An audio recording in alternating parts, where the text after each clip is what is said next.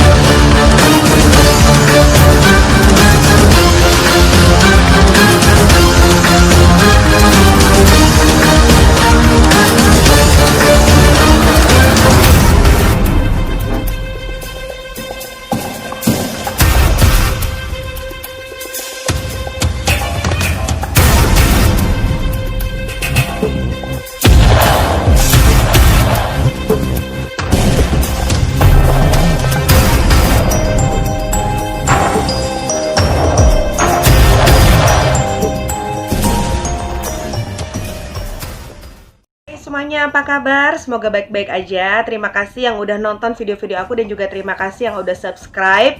Dan untuk sekarang gue bakal ceritain sebuah kisah dan kasus yang ada di negara kita sendiri di Indonesia. Kasus apakah itu? Kita langsung aja cerita.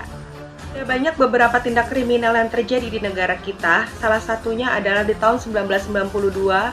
Mungkin teman-teman sudah pernah ingat atau bahkan sebagian ada yang lupa, itu adalah kasusnya Siswanto alias Robot Gedek yang telah melakukan sodomi dan pelecehan seksual dan juga pembunuhan secara sadis kepada 12 anak-anak di Indonesia. Juga ada Rian Jombang yang telah memutilasi dan juga membunuh 11 orang dan menguburnya di halaman belakang rumahnya. Namun ternyata guys, mereka berdua itu nggak ada apa-apanya. Ternyata jauh di era sebelum si Rian Jombang dan Robert Gedek ini, ada seorang laki-laki yang ternyata lebih sadis dan lebih bengis. Dia berperilaku benar-benar seperti psikopat. Dan orang ini bernama Ahmad Suraji. Suraji ini lahir pada tanggal 10 Januari 1949 guys. Dan dia ini dulu namanya tuh bukan Ahmad Suraji, tapi namanya adalah Nasib. Nah, lucu ya guys. Nah, karena si Ahmad Suraji ini berasal dari Deli Serdang, Sumatera Utara, dia dulu diberikan nama Nasib dan akhirnya dipanggil dengan julukan Nasib Kelewang.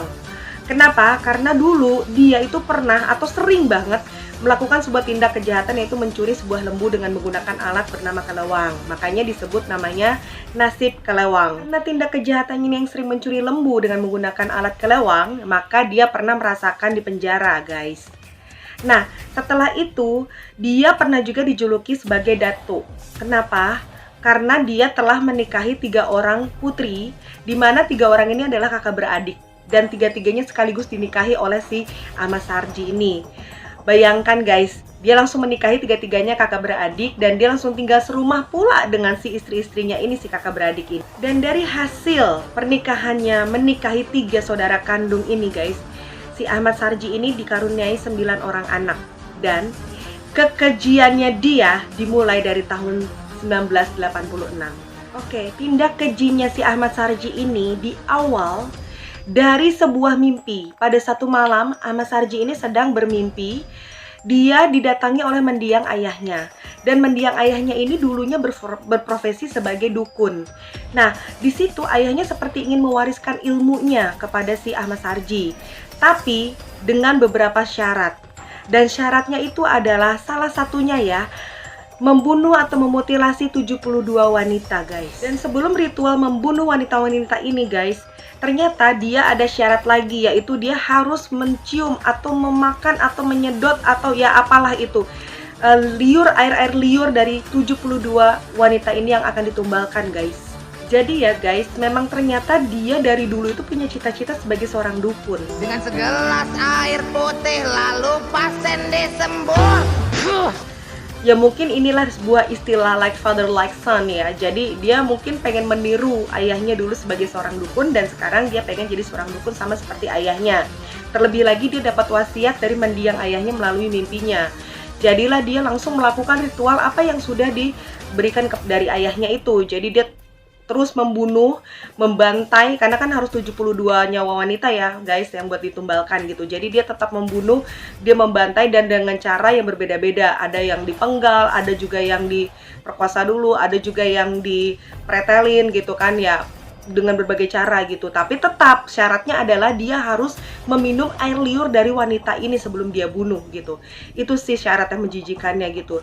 Dan setelah itu dia memutilasi si mayat ini gitu, si korbannya dimutilasi, dan juga harta bendanya, misalkan si wanita ini menggunakan perhiasan, kalung, anting, gelang, dan sebagainya, ya dipretelin dulu lah sama si Ahmad Sarji ini. Dan sampai akhirnya dia terkenal menjadi seorang dukun, benar-benar terkenal, dia cita-citanya tercapai, yang sampai detik ini kita kenal dia sebagai Dukun AS. Belasan tahun guys, bayangin, belasan tahun dia melakukan aksi ini. Ya iya juga sih, karena kan memang syaratnya 72 nyawa ya guys ya. Jadi gak mungkin hanya hitungan setahun, 2 tahun, 3 tahun aja. Jadi memang benar-benar sampai 11 tahun lah gitu. Jadilah saat itu dia memang benar-benar aman. Jadi tidak ada orang yang curiga deh sama kegiatannya dia, bahwa dia sudah membunuh gitu. Tapi ya yang namanya bangke mau ditutupin seperti apapun tetap baunya akan tercium ya guys ya. Sampai akhirnya di tanggal 27 April 1997 akhirnya ada seseorang yang tiba-tiba dia melihat ada sesosok mayat ditemukan di pohon tebu atau di kebun tebu yang dekat dengan rumahnya si Ahmad Sarji ini guys. Dari situlah ada sebuah laporan, langsung melaporkan ke polisi, dan dari situlah mulai ada penyelidikan. Nah, jadi ternyata sebelum ditemukannya mayat wanita itu, 3 hari sebelumnya memang ada sebuah kejadian kehilangan, yaitu seorang gadis bernama Sri Kemala Dewi, berusia sekitar kurang lebih 21 tahun, dia telah hilang selama 3 hari.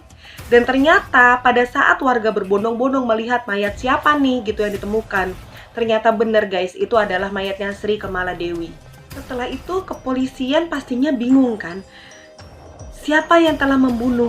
Kenapa sih mayatnya Sri Kemala Dewi ini bisa ada di perkebunan tebu? Kenapa? Karena si polisi ternyata beberapa hari sebelumnya juga, sebelum menemukan mayatnya Sri, pihak kepolisian juga menemukan beberapa mayat wanita juga ternyata di lokasi yang sama, walaupun mungkin kayak beda berapa meter gitu ya guys ya. Nah, setelah diselidiki, pada saat itu polisi bertanya-tanya dan juga dapat rumor ya dari warga, dan warga bilang, ada yang ngomong gini, beberapa hari sebelum Sri ini meninggal, sebelum dia ditemukan menjadi mayat, beberapa hari yang lalu kita sempat mendengar bahwa Sri ini bertengkar dengan suaminya, si Tumin namanya gitu. Jadi polisi ini langsung memanggil suaminya gitu loh, karena ya kasusnya kan sebelum dia menjadi mayat, dia bertengkar nih dengan suaminya gitu kan. Nah, pada saat itu sempat nih polisi kayak curiga sama suaminya, dan juga kayak sedikit kayak berpikir bahwa mungkin kamu nih tersangkanya yang telah membunuh istri kamu, karena kamu kan habis berantem nih sama istri kamu gitu kan. Nah, sampai saat itu akhirnya diselidiki nih, si Tumin ini ditanya-tanya, diwawancara dan lain sebagainya. Sampai akhirnya si Tumin ini tidak ada tanda-tanda yang memang membuat dia menjadi seseorang tersangka gitu loh. Sampai akhirnya ada sebuah titik terang guys. Tiba-tiba temannya si Sri itu bernama Andreas, itu mengaku bahwa sebelum kejadian si Andreas ini sempat mengantarkan Sri ke tempat dukun guys gitu loh. Jadi disitulah si Andreas mengakui ke polisi bahwa terakhir dia mengantarkan Sri itu ke dukun AS.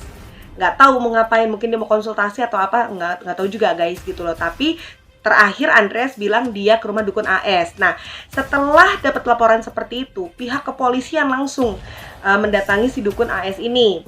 Kemudian bertanya-tanya gitu kan, kenapa gitu kan, ada apa, apakah benar nih si Sri ini ke rumah kamu? Oh iya, dia mengakui gitu, si Dukun AS ini mengakui si Ahmad Sarji bahwa ya memang si Sri ini memang terakhir memang ke rumah saya, dia konsultasi dengan saya, dia minta bantuan saya seperti itu.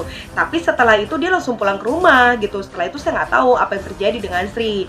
Dia nggak ngaku nih guys di sini kan. Nah, tapi polisi juga nggak langsung diem gitu aja. Oh ya, setelah pulang terus masa iya tiba-tiba dia jadi mayat gitu kan, nggak mungkin gitu loh. Kenapa dia ada di pohon tebu atau di tanaman tebu dekat rumahnya si Dukun AS ini. Nah, ternyata polisi setelah itu langsung memerintahkan atau mengeluarkan surat tugas untuk menggeledah rumahnya si Dukun AS guys. Nah, setelah digeledah rumahnya, ditemukanlah di situ banyak banget barang-barang, bukan mayat ya, tapi barang-barang. Jadi kayak dia kan, tadi inget nggak guys, aku pernah bilang bahwa sebelum dia membunuh, dia meminum air liurnya dulu dan juga dia mempreteli kalau misalkan si mayat ini dia menggunakan aksesoris atau perhiasan. Jadi dia ambilin tuh perhiasan-perhiasan, nah dikumpulin lah di rumahnya.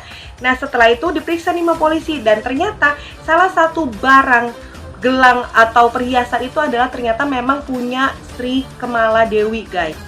Oke, dengan sudah banyaknya bukti otentik yang ditemukan oleh pihak kepolisian, akhirnya pihak kepolisian menyeret si Dukun AS atau si Ahmad Sarji ini beserta 3 orang istrinya guys. Jadi langsung diinterogasi dan juga langsung ada penyidangan gitu loh. Dan pada saat diinterogasi ini si Dukun AS ini ditanya nih sama polisi kan, langsung kayak dicecer gitu loh. Kamu ngaku, kamu kan yang bunuh kan, kamu yang bunuh Sri Kemala Dewi. Udah ngaku deh, ini udah ada buktinya, udah ada gelangnya, udah ada lain sebagainya gitu loh. Udah bukti, mau ngomong apa lagi kamu gitu. Sampai akhirnya didesek oleh pihak kepolisian. Akhirnya si Ahmad Sarji ini mengakui bahwa iya, saya yang telah membunuh si Sri Kemala Dewi gitu. Nah, tapi nggak sampai situ aja guys, karena kan polisi menemukan tidak hanya satu perhiasan punya si Sri aja kan, tapi ada beberapa perhiasan. Nah, berarti ini ada beberapa korban gitu kan, nggak cuma satu gitu. Sampai akhirnya polisi desak lagi nih si Dukun AS ini. Udah, kamu ngaku, selain si Sri Kemala Dewi, siapa lagi yang udah kamu bunuh? Ayo, siapa lagi gitu. Ini akan meringankan beban kamu nih, akan meringankan hukuman kamu kalau kamu ngaku gitu, karena kamu mempermudah polisi, kayak gitu-gitu deh pokoknya guys. Nah, akhirnya dia mengakui, iya Pak, saya sudah membunuh sekitar kurang lebih 16 korban, 16 wanita yang telah saya bunuh. Tapi polisi nggak langsung percaya gitu aja gitu loh guys. Dia langsung, nggak mungkin nih cuma 16, karena perhiasannya banyak banget gitu kan. Ya kali gitu satu perempuan bisa punya perhiasan banyak banget, berentet gitu, pakai gelang misalnya, masa iya 20 gitu kan guys. Misalnya gitu, karena mungkin yang ditemukan bukti oleh polisi ternyata banyak sekali gitu loh. Akhirnya didesak lagi nih si Dukun AS ini sama polisi. Ayo ngaku deh gitu kan. Udah, gak usah berbelit-belit lagi. Akhirnya dia mengakui bahwa dia telah membunuh 42 nyawa wanita guys. 42. Targetnya berapa tadi? 47. Berarti masih kurang 5. Tanggung ya guys ya. Kenapa nggak istrinya aja tuh yang dibunuh gitu? Nah, setelah dia mengakui bahwa dia sudah membunuh 42 orang nyawa wanita, dia pun mengakui bahwa ternyata aksinya dia selama ini tidak dilakukan sendiri, tapi dia juga dibantu oleh salah satu istrinya bernama Tumini. Ya Allah, Tumini, nama lo sama tuh sama mantan suaminya si Sri, ya kan, Tumin. Tapi lo Tumini. Cuman aduh, kok yo kayak gitu loh yang dibantu gitu kan. Lo dapat apa sih gitu loh. Akhirnya setelah beberapa melakukan sebuah persidangan, setelah melakukan sebuah penyelidikan dan lain sebagainya, pengakuan dan juga bukti-bukti yang sudah terungkap, akhirnya Dukun AS dinyatakan bersalah dan divonis hukuman mati guys.